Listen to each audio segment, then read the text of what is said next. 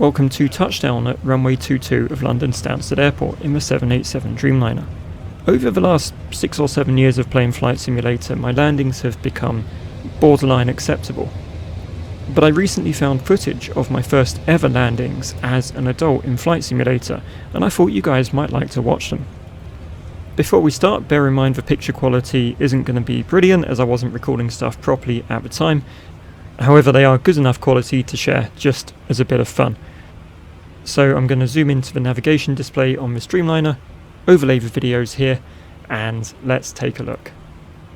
So for all intents and purposes, what you're watching here is my first ever landing. Obviously I played Flight Simulator as a kid, but this was my first landing from when I returned to it as an adult in around 2017.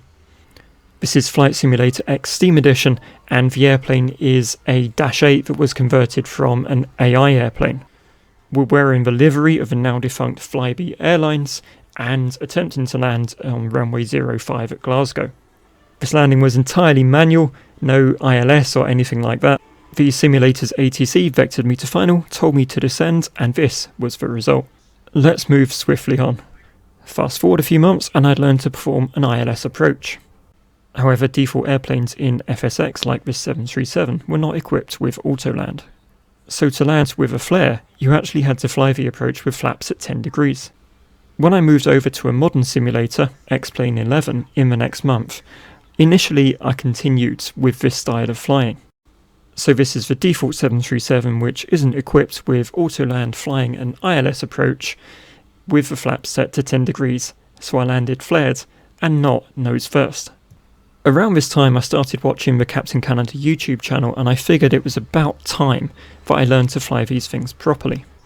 So I picked up the Zibo 737 which was capable of Category 3 Autoland, learned which buttons to press, and you're about to see the first attempt.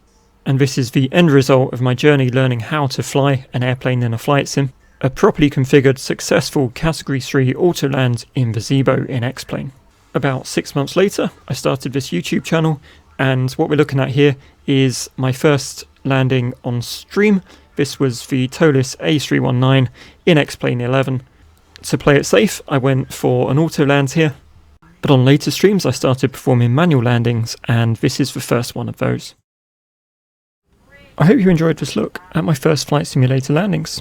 If you did, please drop a like, feel free to subscribe for regular sim content. Take care, and I'll see you next time.